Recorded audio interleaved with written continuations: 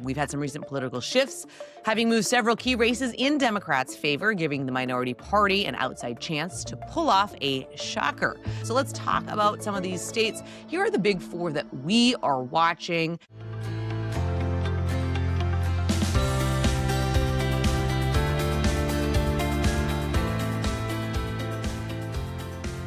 Good morning, I'm Anna Palmer, and welcome to the Daily Punch, brought to you by Punchbowl News. It's Monday, August 11th, 2025. Let's get into the mix. Here are your Washington headlines of the day. Number one, inside the Senate map. Number two, Eric Holder is set to huddle with House Democrats on redistricting. And number three, Dems are sounding the alarm on Medicare pre-approval requirements. Happy Monday, everybody. Jake is having some technical difficulties, so you did just me solo. Here we go. Let's get into the top story of the morning. We have only AM editions this week, as both the House and Senate are out on August recess. President Donald Trump is in Washington to start the week. He is scheduled to head to Alaska to meet with Russian President Vladimir Putin on Friday for a summit over the war in Ukraine. Ukrainian President Volodymyr Zelensky may also attend as well. Another big thing for those of us in D.C., Trump will also make an announcement today about new federal efforts to fight crime in the district. Speaker Mike Johnson is in Jackson Hole, Wyoming, with a group of House Republicans set for his annual big donor retreat. We reported on some of those speakers last week. All right, let's get into the Senate 2026. Senate Republicans will be defending their majority next year, and relentless push by Democrats over Trump's one big, beautiful bill. We are 15 months out from the midterms, and Republicans remain the heavy favorites to retain control of the chamber, thanks to a good map, despite some pretty high-profile setbacks. Senate Democrats still need to net 4 seats to reclaim the majority, a huge hurdle. Now, we've had some recent political shifts, having moved several key races in Democrats' favor, giving the minority party an outside chance to pull off a shocker. That, of course, includes the fact that GOP Governor Brian Kemp isn't running in Georgia.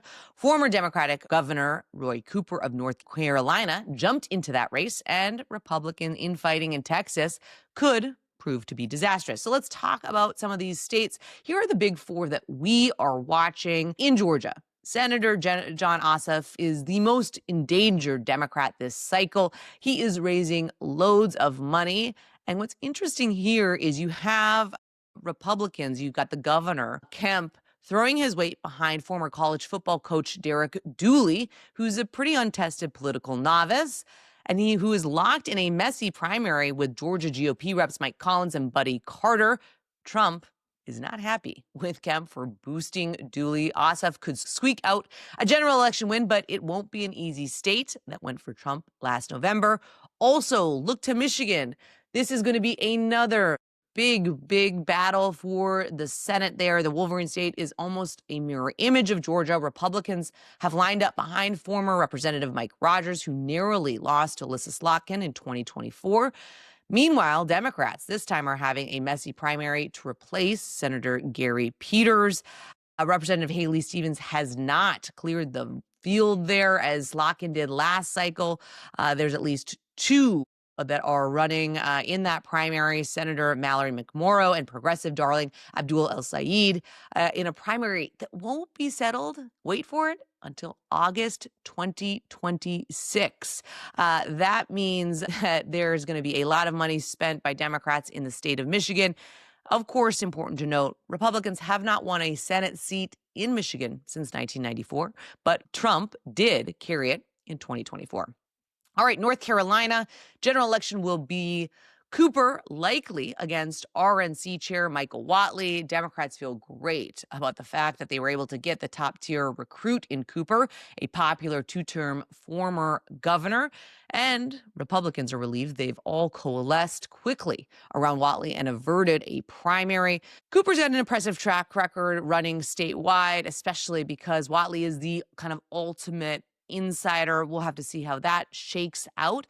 In Maine, we also have some unresolved issues in the Pine Tree State. I didn't realize that was called the Pine Tree State until right now. Mainly, the big question is whether Democratic Governor Janet Mills will run. Mills, 77, is a well-liked executive in the state with a long history of electing Democrats statewide, except when they're running against Senator Susan Collins. The big question has been, is Collins going to run? She insists she intends to, and she's raising money like she is.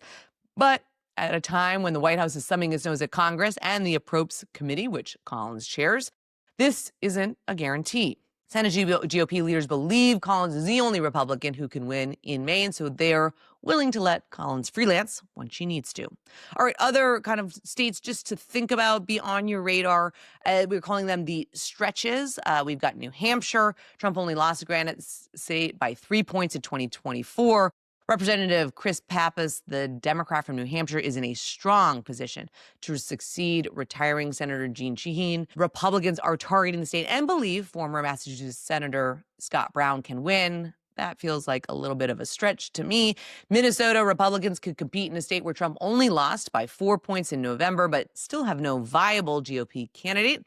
That could make things tough. And in Texas, we have talked a ton on this podcast about how Republicans are enmeshed in a messy GOP primary. You've got Attorney General Ken Paxton as the favorite going against Senator John Cornyn. But man, Democrats believe that they have a good shot, and a lot of money, maybe even $1 billion, will pour into that state if Ken Paxton is the GOP candidate and Republicans move forward with this redistricting push. We also talk a little bit about Ohio. Sherrod Brown, potentially the Democrat, former senator, jumping into that race. But man, Ohio has turned pretty ruby red in past years. Senator John Husted, though, could have a race on his hands, or certainly will have to take it seriously if Brown enters that. And Iowa. It's super interesting. Like, we would almost never be talking about this. Think about it. Trump won the state by 13 points in November. But Senator Joni Ernst might not even run for re-election, and a number of Iowa Democrats are vying for the nomination, including State Senator Zach Wahls, outsider Nathan Sage, and former congressional candidate J.D. Scholten. Great reporting all around by our very own Max Cohn, Andrew Desiderio, Ali Mutnick, and John Bresnahan. All right, on to the number 2 story of the morning. Eric Holder, the former attorney general who chairs the National Democratic Redistricting Committee, will hold a call with House Democrats on Wednesday. The call, hosted by the DCCC, comes as the nationwide redistricting war is dominating the national political discussion. Republicans are ready to push through new maps in Texas, Missouri, and potentially Florida, and the Trump administration is now leaning heavily on Indiana to redraw as well. But not all states that can easily redistrict this year are willing to. It's more difficult for Democrats to respond in kind. California offers one of their best chances. Of course, all eyes are on Texas. State House Democrats from the Lone Star State are entering week 2 of their residence outside the state in order to starve Republicans of the quorum they need to conduct business. Senator Dick Durbin, the Democrat from Illinois, will hold a news conference with Texas Democrats in the morning, followed by an afternoon event featuring Representative Chuy Garcia. But Texas governor, man, he's saying that they're going to hold the session open, call a second session. They are trying to find the Texas Democrats. That is a mess. In California, Governor Gavin Newsom held a press conference Friday with the Texas Democratic legislators. Also in attendance, former Speaker Nancy Pelosi and Representative Zoe Lofgren, chair of the California Democratic Congressional Delegation. Newsom confirmed his plans to hold a November election, asking voters to pause the Independent Redistricting Commission and allow the legislature to draw a new map. In New Hampshire, though, interestingly enough, Republican Governor Kelly Ayotte told WMUR she remains opposed to any mid-decade redistricting in New Hampshire. This, of course, will not sit well with the White House, which has been leaning on Republican governors to redraw a map to benefit the GOP. We will have to see if she holds that position firm. All right, let's move on to the number 3 story of the morning. A really interesting item here on Democrats sounding the alarm on new Medicare pre-approval requirements. We got a first in Punchbowl News. More than a dozen House Democrats are demanding additional information about the Trump administration's expansion of prior authorization requirements for traditional Medicare. Traditional Medicare typically does not require pre-approval before patients can access services or medication.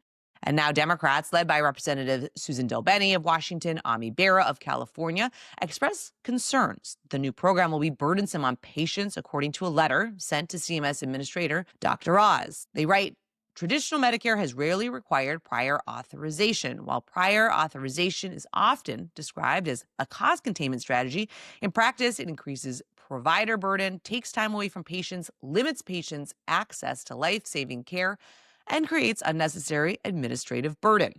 Now, earlier this year, let's rewind the tape, the Trump administration touted a voluntary pledge from major health insurers to simplify the pre-approval process for Medicare Advantage. But now, CMS is planning to roll out a prior authorization program in 6 states starting in January. The Democrats wrote that the administration's celebration of the insurer's pledge shows a public recognition of the, quote, harm of prior authorization. The lawmakers urged CMS to cancel the new program and requested information about the implementation. Great item there by Sammy Handler. All right, we are going to leave it there this morning. Thank you so much for listening. We appreciate it. If you like the Daily Punch, please share it on social media. Tell your friends. It's the best way for folks to find out about us. And of course, you can go deeper on all things Punchbowl News by going to punchbowl.news and sign up for our free morning newsletter.